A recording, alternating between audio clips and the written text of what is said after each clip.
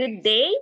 I am Ana Leda of the Position Classification and Staff Development Section of the Human Resources Development Office. You are participating in the HRDO webinar entitled E-Hope No Cash Out Policy Orientation. We hope you were able to take note of the webinar guidelines which were flashed on the screen a while ago. Please log your attendance via Google Form link posted in the chat box. For the opening remarks, let me introduce to you the HRDO Director. He is an assistant professor at the Department of Human and Family Development Studies at the College of Human Ecology and also the chairperson of the UPLB Bids and Awards Committee Regular, a law practitioner, and now the HRDO Director. Let us all welcome Attorney Eric Paul D. Peralta. Good morning, Attorney Eric. Magandang umaga po sa ating lahat.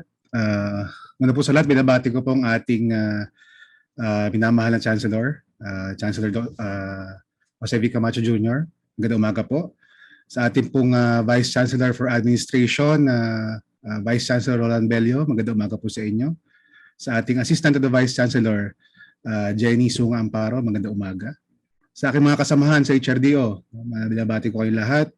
At sa 182 participants po para sa webinar na to, good morning po. Sa ating pong Facebook viewers, magandang umaga po sa inyo. Wini-welcome po namin kayo dito sa ating webinar on E-Hope No Cash Out Policy. Isa pong bagong polisiya ng ating administrasyon, ng administrasyon ni Chancellor Camacho upang mapag-igting ang promote sa ating welfare ng ating mga kapwa-empleyado. Para po sa inyong kaalaman, ito po ay mahalaga, ito pong kaalaman na ito ay mahalaga upang kapag po tayo ay may naramdaman o sakit o nais po natin magpa-hospitalize, meron po tayo mga partner hospitals, na kung saan hindi na po natin kailangan maglabas ng salapi o pera kapag po tayo ay papa-confine, kapag po tayo may kinakailangang gamot kaugnay ng confinement. So, sa madaling salita, ito po ay dapat malaman po ng bawat isang empleyado ng ating universidad dahil po ito po ay inyong pribilehiyo as part of UPLB. With that, ako po ay inaanyahan ko po kayo na makinig po sa ating pong resource person ngayong umaga para po atin pong matutunan kung paano po ang gagawin para po ma-avail itong benepisyong ito. At saka inaanyahan ko rin po kayo na magtanong para po masagot po namin ng ayos ang inyong katanungan tungkol dito sa paksa na to para po magkaroon kayo ng kabuuang kaalaman tungkol po dito sa E-Hope No Cash Out Policy. Siyempre po ang aming kagustuhan ay inyo pong magamit ito pong pribilehiyong ito at inyo pong malaman kung paano po ito gagamitin. Ang HRDO naman po ay parati pong nandito upang kayo po ay asistehan at tulungan po na ma-avail nyo po itong mga benepisyong ito. With that, maraming salamat po sa ating lahat sa pagpunta at pagdalo sa webinar na to. Thank you very much.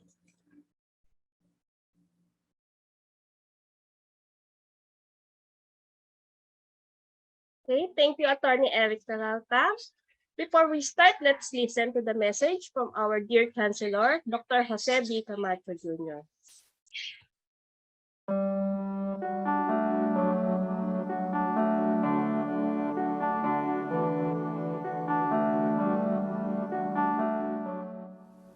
To Vice Chancellor for Administration, Rolando Bello, Assistant to the Vice Chancellor for Administration, Jennifer Marie Amparo, Human Resources Development Office Director, Attorney Eric Paul Peralta, to the HRDO team, and to all our participants, our faculty members, reps, and administrative staff, good morning.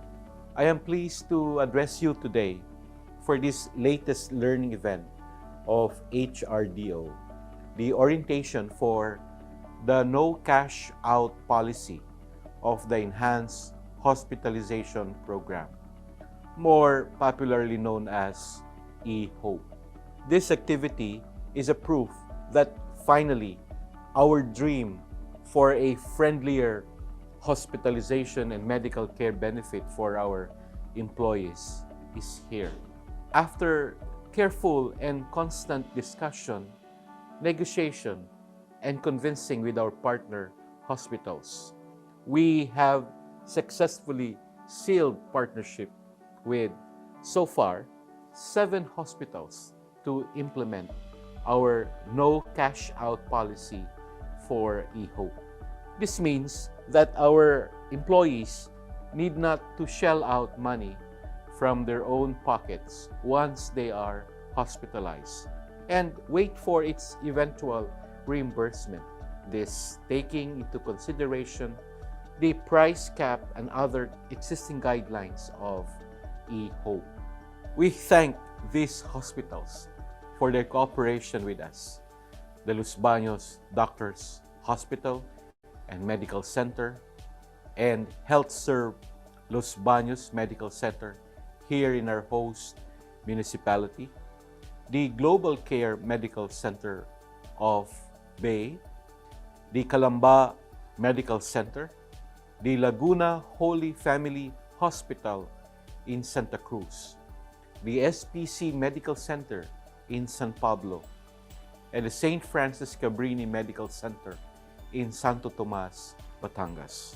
You will learn more about this latest development about eHope in the presentation of Ms. Mary Rose Luna of HRDO and in the open forum with Vice Chancellor Bello, AVC Amparo, and Attorney Peralta.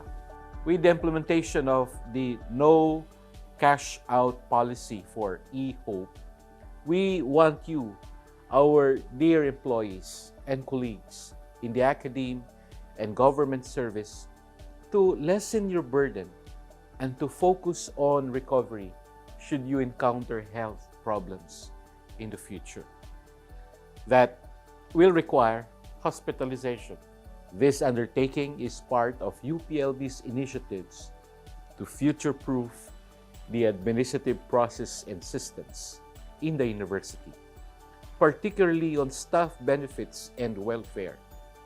We value you, our precious human resources, and we are committed to innovate ways to contribute to your physical and mental wellness. Let us continue our collaboration, cooperation, consolidation, and communication for the health and wellness of the UPLB employees. Maraming salamat, parating mag-ingat, at mabuhay tayong lahat.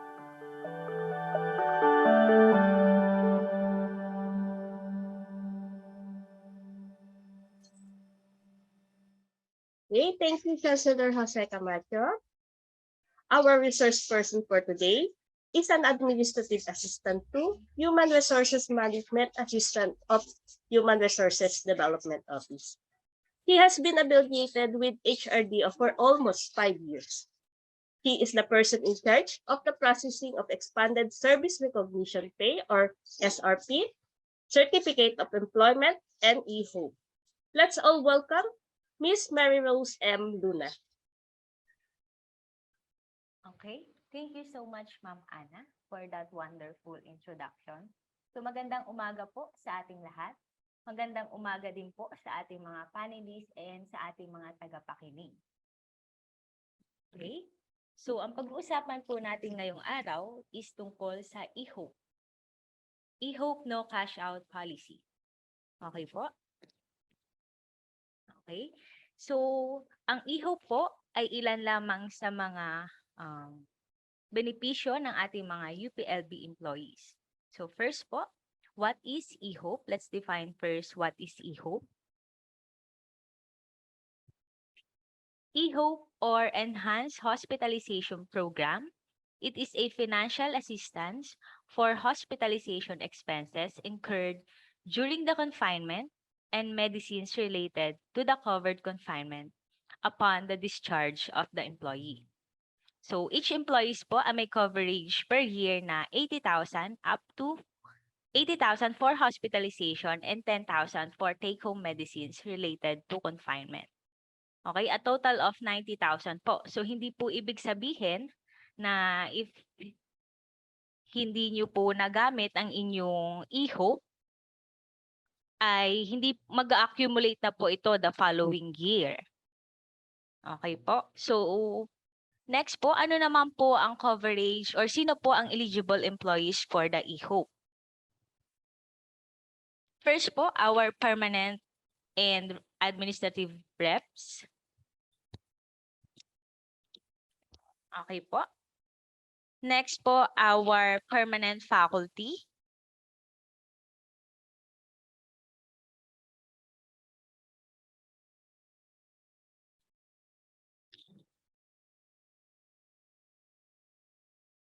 Okay, wait lang po. Ayusin lang po namin ang aming audio settings. For a while po.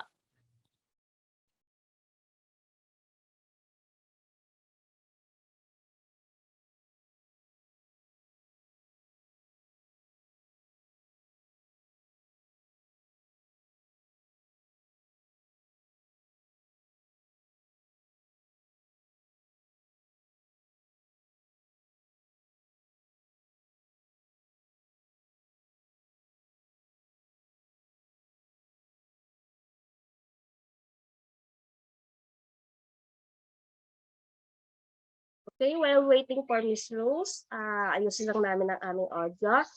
Gusto ko na din sabihin yung announcement namin for UPLB regular employees.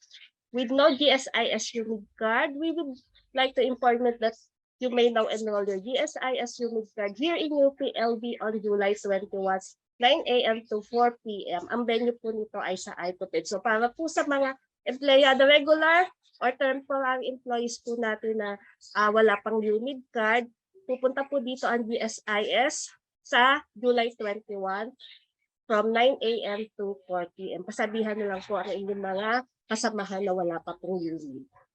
Thank you po.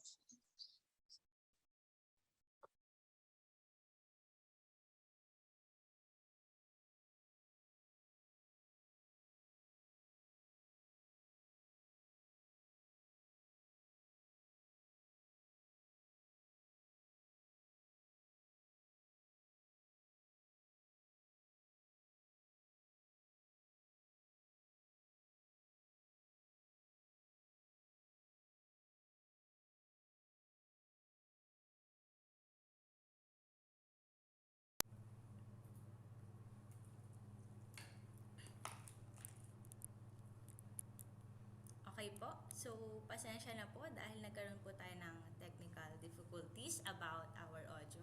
So, nakikinig na po ba ako ng ayos?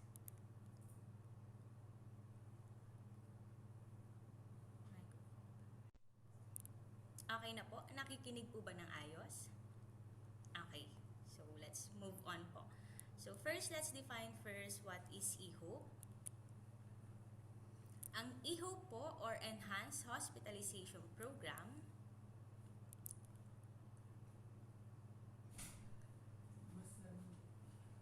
okay po, wait lamang po at aayusin po ulit ang ating audio settings.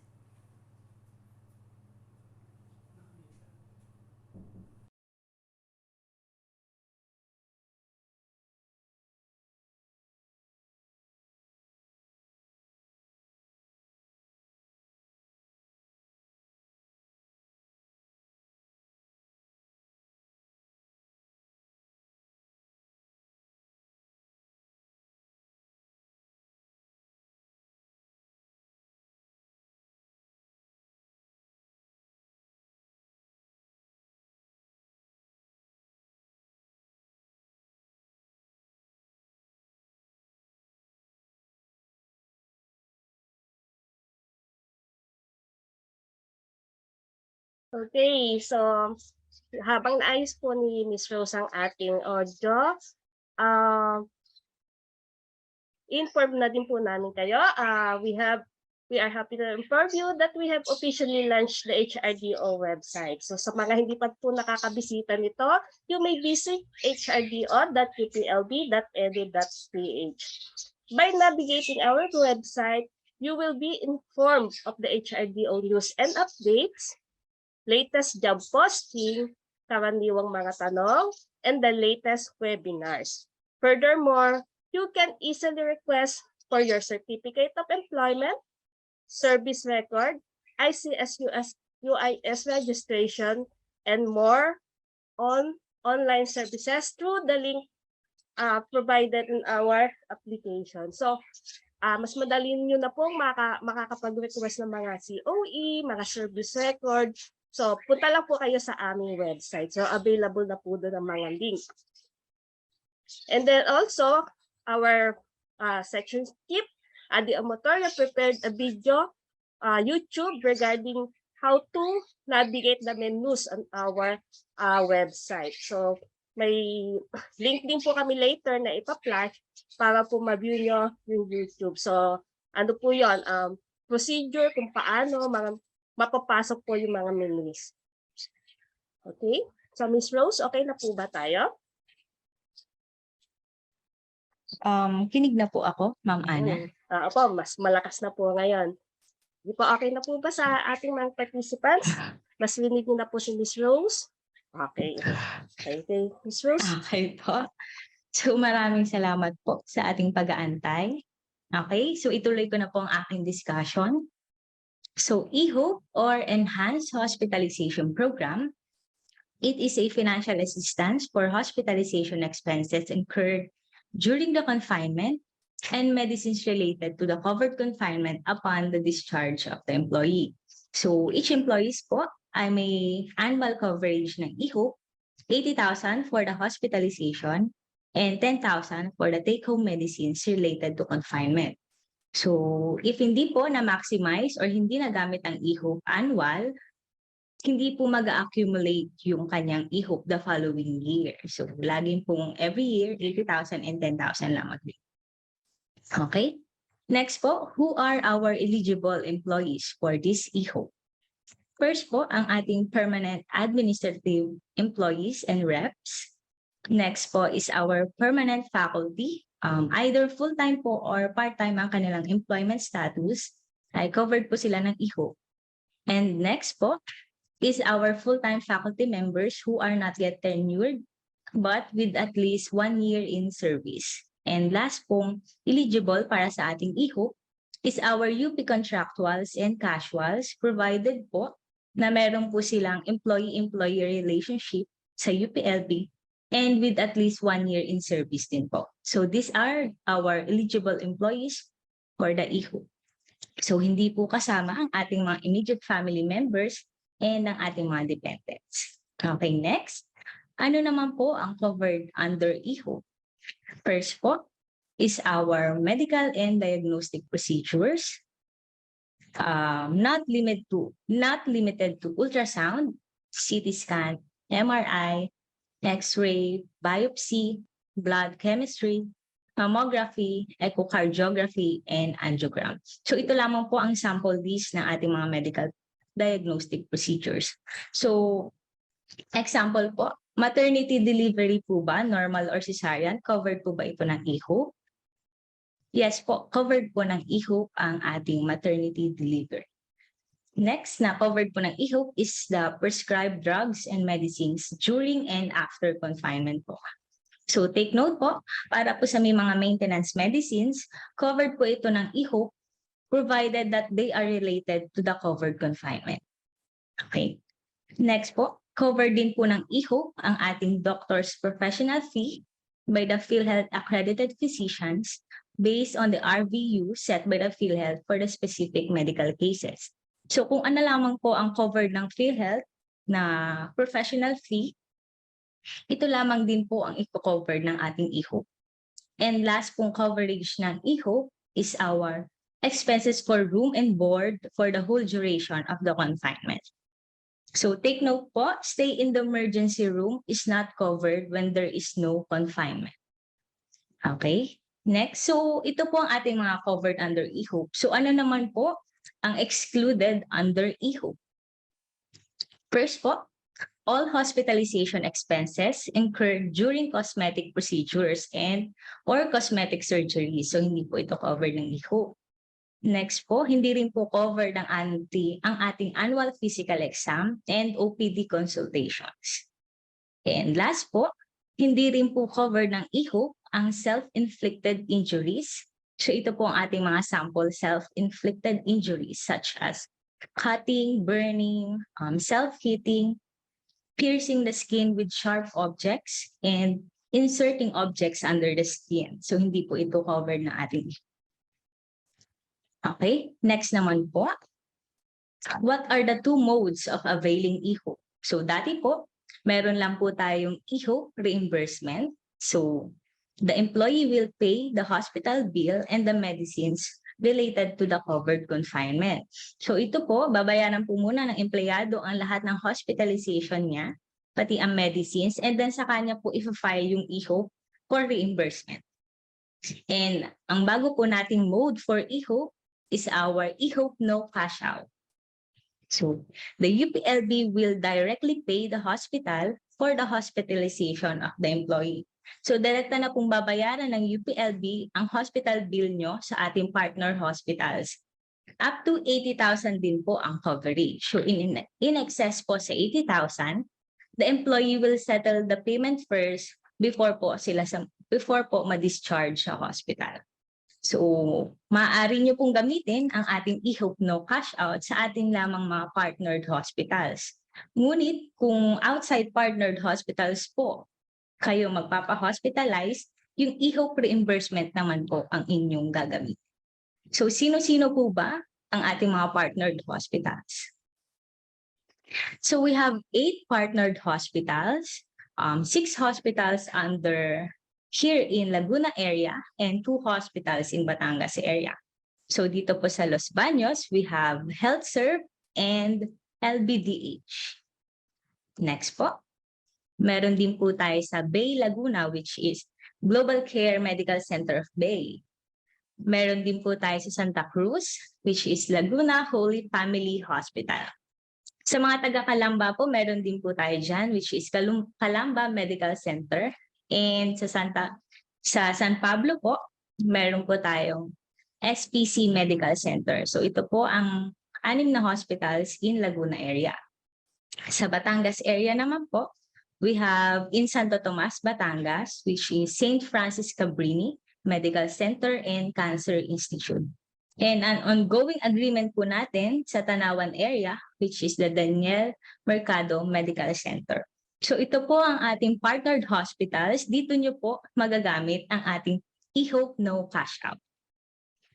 Okay? Next po. Ano naman po ang kailangan nyong i-present sa ating mga partnered hospitals? Meron po kayong 3 kailangan dokumentong ipapasa or ipipresent sa hospitals bago po kayo i-admit.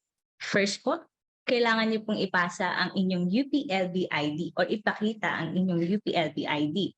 So para po sa ating mga bagong empleyado, we encourage po to secure your UPLB ID dahil ito po ang isang magpapatunay sa inyo na kayo po ay UPLB employees. Next po is the CGP or Certification of Guarantee of Payment. So later on po, ipapakita ko po kung ano po yung sample CGP natin. And naka-attach po sa inyong CGP ang inyong IHO application form. So ito pong 3 ang kailangan nyong ipakita or ipasa sa hospitals bago po kayo i-admit. So ito po ang ating sample CGP.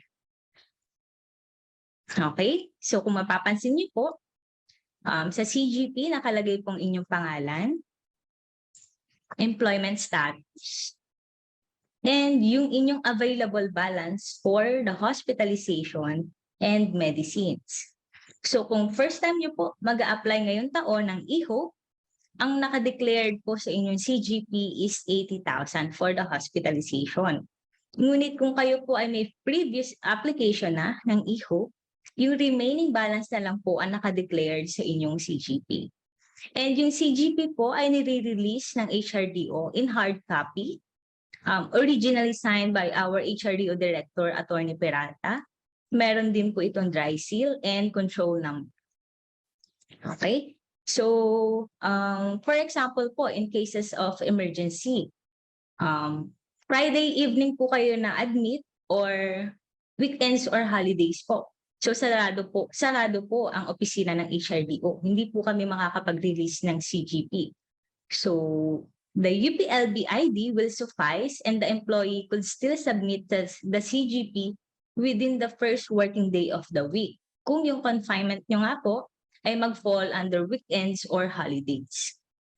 Okay? So later on po, ipapakita ko kung paano po mag-request ng CGP sa HRDO. Next naman po is our sample e-hope application form. So kung makikita nyo po, ito po ang ating revised e-hope application form. So dun po sa red box, yun po muna ang fill upan ng empleyado bago niya po ito i-submit or i-attach sa CGP. Once nirelease po namin yung CGP, bibigyan na po namin kayo ng e-hope application. Okay? So fill upan niyo po dito ang inyong basic information, last name, first name, middle initial, position, unit, age, civil status, and date of filing. Kailangan niyo din pong fill upan ang name of hospital. And huwag niyo pong kakalimutan ang inyong employee's signature. Okay?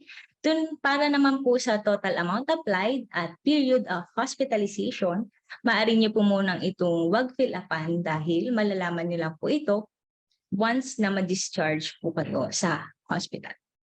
Okay? Next po. So, paano po kayo makakapag-request ng CGP sa HRDO? Okay, puntahan lamang po ang link na ito or i-scan niyo po yung QR code na ito para po ma-fill upan nyo yung Google form on how to request for the CGP. So, maaari pong mag-request ang empleyado na mga co-confines or if hindi po kaya ng empleyado, pwede po ang kanilang mga immediate family or office mate na mag-request ng CGP para sa kanila po. Okay? So, once na ma-receive po namin yung inyong request for the CGP, within the day or within 24 hours po ay kaya po namin i-generate ang inyong CGP. And we will notify you po na pwede nyo na po makuha ang inyong requested CGP. Okay? Next po. What are the required documents for e-hope reimbursement? Ito po ay para sa e-hope reimbursement po, para po sa mga empleyadong binayaran muna ang kanilang hospitalization. So ito po ang mga required documents. First po, kailangan niyo po mag-submit ng e-hope application form. Second po, medical certificate from the attending physicians. Next is the statement of account from the hospital. Original OR po ng hospital bills na binayaran. Original OR din po ng mga medicines and lab tests na ipinagawa po sa hospital. Surgical technique for surgical cases only. And last po, discharge order or copy of going home. So ito pong 7 requirements ang kailangan pong ipasa ng empleyado. So para po mas mapabilis ang ating e-hope application, please make sure po to submit all the required documents in complete. Okay? Next po, paano naman po kung ang empleyado ay nag-avail ng e-hope no cash out? So, may sasubmit pa rin pong dokumento ang ating mga empleyado kahit po kayo ay nag-e-hope no cash out. Dahil para naman po ito, mabayaran ng ating accounts or para masettle pong ating bill sa hospital po, sa partnered hospital po natin. Ang first required documents po natin is the e-hope application form. So ito po yung pinasa nyo sa hospital, ibabalik po ito ng hospital kasama po ng statement of account. Okay, so ang ipapasa na po ng empleyado is yung medical certificate din po galing sa kanilang attending physicians and yung discharge order or copy of going home. So pinapaalala ko lang po sa mga gagamit ng e-hope no cash out or sa mga gumamit po ng e-hope no cash out na please submit these requirements po 5 days after nyo po ma-discharge sa hospital dahil kailangan po natin agad masettle ang ating bill sa ating mga partnered hospitals. Okay? Next po. Paano naman po ang ating process flow for the approval of e-hope application?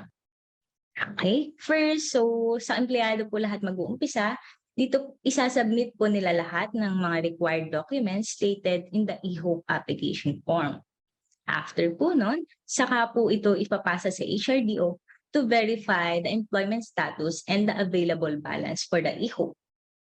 Once po ma-sign na po ito ng aming director, ipapasa naman po ito sa budget for budget clearance.